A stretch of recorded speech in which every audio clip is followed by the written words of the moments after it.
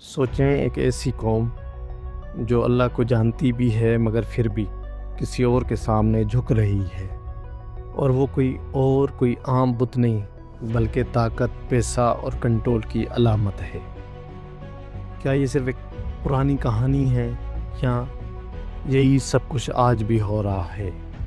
آج کے اس ویڈیو میں ہم ایک ایسی حقیقت کا پردہ اٹھانے جا رہے ہیں جو 3000 سال پرانی بھی ہے اور 2026 میں بھی زندہ محسوس ہوتی ہے۔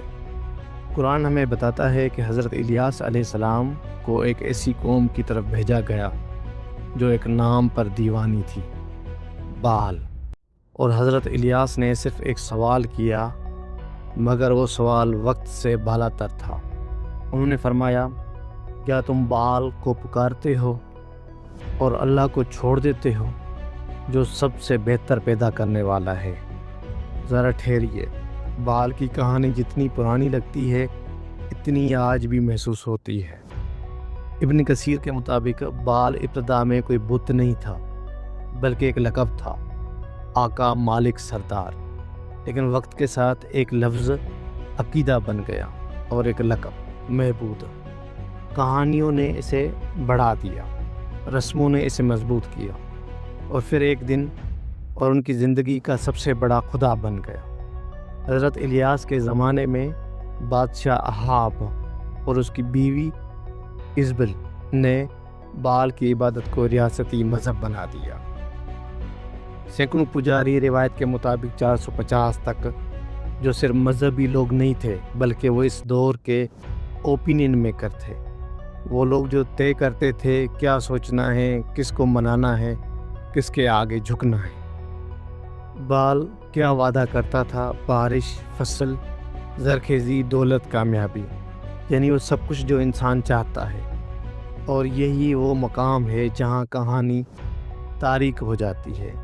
لوگ بال کی عبادت اس لیے نہیں کرتے تھے کہ وہ بیوقوف تھے، بلکہ اس لیے کرتے تھے کیونکہ وہ ڈرے ہوئے تھے۔ خشک سالی کا خوف، بھوک کا خوف، نقصان کا خوف اور کنٹرول کھونے کا خوف۔ اور یاد رکھیں، خوف ہمیشہ سب سے بڑا ہتھیار ہوتا ہے، کیونکہ جب انسان ڈر جاتا ہے تو وہ سچ اور جھوٹ میں کیا فرق کرنا چھوڑ دیتا ہے۔ پھر کیا ہوا؟ بال کی عبادت پہلے ایک رجحان بنی، پھر کلچر بنی اور آخرکار ایک مکمل نظام بن گئی۔ بادشاہ، پجاری اور معاشرے کا با اثر لوگ سب اس نظام کا حصہ بن گئے۔ لوگ اپنی ہر ضرورت لے کر بال کے سامنے جاتے تھے، رزق کے لیے، اولاد کے لیے، عزت کے لیے، حفاظت کے لیے۔ کچھ لوگ خوف سے جھکتے تھے اور کچھ امید سے، مگر دونوں صورتوں میں ان کا یقین بدل چکا تھا۔ انہیں لگتا تھا بارش بال دیتا ہے، رزق بال دیتا ہے، زندگی کا نظام یعنی اللہ کو دور کر دیا گیا، بال کو زندگی کا خدا بنا دیا گیا۔ یہ صرف ایک بت نہیں تھا، یہ ایک نظام تھا، ایک ذہنیت، ایک کلچر، ایک سسٹم۔ اور جب باطل نظام بن جائے تو وہ صرف عبادت گاہوں تک محدود نہیں رہتا، وہ سیاست میں داخل ہوتا ہے، معیشت میں، ثقافت میں، اور پھر نسلوں کے ذہن میں بیٹھ جاتا ہے۔ بعض روایت کے مطابق یہاں تک کہ بچوں کی قربانیاں بھی دی جاتی تھی، ایک ایسا اندھیرا جسے سن کر بھی دل کانپ جائے۔ یہ تاریخ ہمیں صرف ایک واقعہ نہیں بتا رہی، یہ انسان کے نفس کا چہرہ دکھا رہی ہے، کیونکہ برائی ہمیشہ ایسے ہی بڑھتی ہے، پہلی چھوٹی، پھر ٹرینڈ، پھر نارمل اور آخرکار ضروری۔ اور یہی ہر دور کا فتنہ ہے۔ بنی اسرائیل کے پاس حق بھی تھا، انبیاء کی رہنمائی بھی تھی، مگر جب دل کمزور ہو جائے تو انسان سچ کو بھی اپنی خواہش کے مطابق بدل لیتا ہے۔ اس دوران جب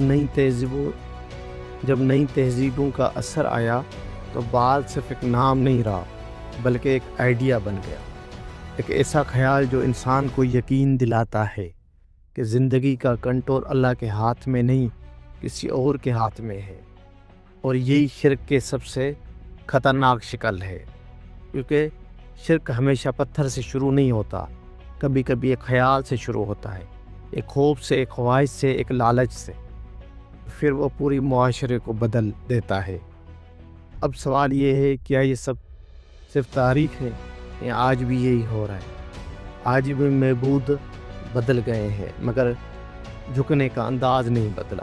آج لوگ بال کا نام نہیں لیتے مگر جھکتے ہیں، طاقت کے آگے، پیسے کے آگے، شہرت کے آگے، سسٹم کے آگے، اور کبھی اپنی خواہشات کے آگے۔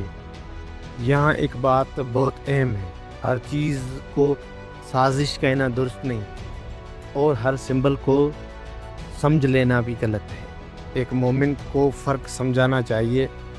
سوال اٹھانا اور اندھا یقین کرنا دونوں ایک جیسے نہیں ہوتے۔ قرآن ہمیں سکھاتا ہے حق واضح ہے اور باطل بھی۔